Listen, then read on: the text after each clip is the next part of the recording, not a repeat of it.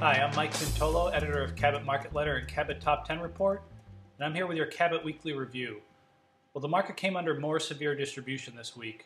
As we take a look at the chart here of the NASDAQ Composite, I wanted to hit on three key points during the video.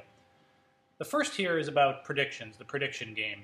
Is this going to be a double-dip recession? Is this the start of a bear market? Is it just a correction? Is this a retest of the lows? So on and so forth. My advice is just to ignore all that. Just take the evidence for what it's worth. And right now, as we're looking at the market, the NASDAQ is clearly below its 50-day moving average, which is this thin black line. And moreover, just this month in May, there have been a ton of high-volume selling days telling you that the institutional crowd is getting out.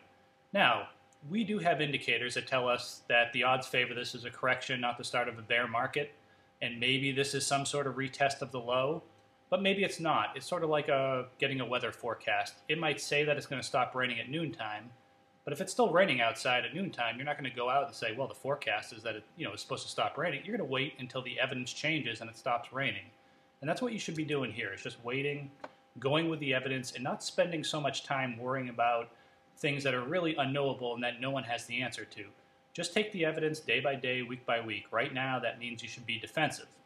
Well, that leads me to my second point here as we look at Priceline.com. And the question is, what should you be doing here? Buying, selling? If you're with us, you've probably been pretty defensive the last couple of weeks. We've actually raised a little bit more cash a week ago. So you should basically be sitting tight. A little bit of buying in some strong stocks, maybe a little selling, even some shorting on rallies. That's okay. But for the most part, you want to be focused on capital preservation. You want the most amount of money you can have during the next uptrend. That's really how you're going to make big money, is in the uptrends, not trying to day trade or swing trade these wild swings that we're seeing.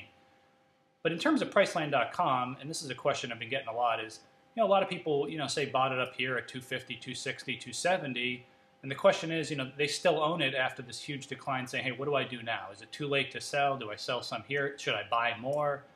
My answer is no, you should not buy more. And just looking at this chart, Priceline has had a huge run in the last year, a clear breakdown on absolutely huge volume. This will not be a leader of the next advance. There's almost no chance of that. So you want to take control of the situation. That doesn't mean you have to panic and sell out of it. But my advice is usually to sell some here or pretty close to here. I mean, if you owned 100 shares and you're just riding this thing down, sell some. Take control of the situation. You want to avoid the hope syndrome. I hope it goes up today. I hope the market bounces. I hope they come out with good earnings. Don't think like that. Just think of, hey, this is a broken stock. I got to get out of it, and I got to take control of the situation. So if you had 100 shares, maybe you'd sell 30 or 40 shares here just to respect the market's action.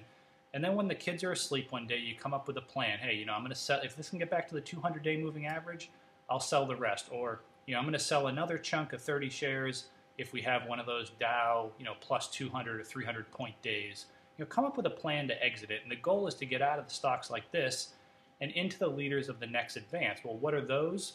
That brings me to my third point, is that the best investors now are focused on what kind of stocks can be leading the next advance, as opposed to focusing on what happened the last couple of weeks and what Greece is doing and all those headlines.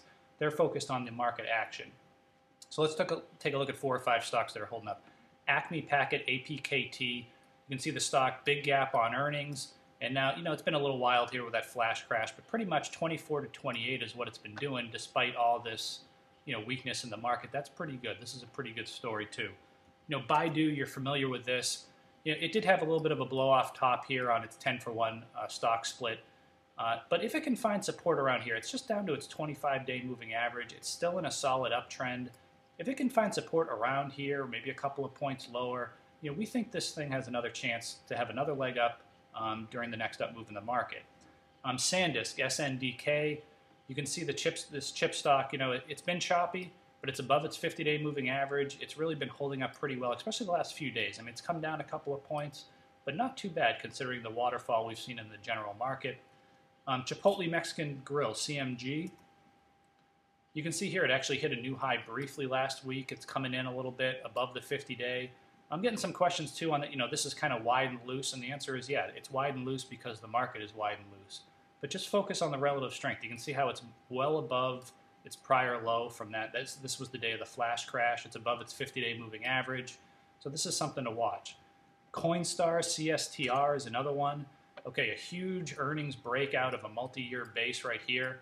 And just looking at this chart, you wouldn't even know the market's in a correction. This just looks like the stock's having a normal little pullback here after a big run. So you just want to keep a revolving watch list of stocks that have great stories and are holding up well. And some of these might break down. Maybe a Sandisk ends up breaking down through here and you cross it off your list.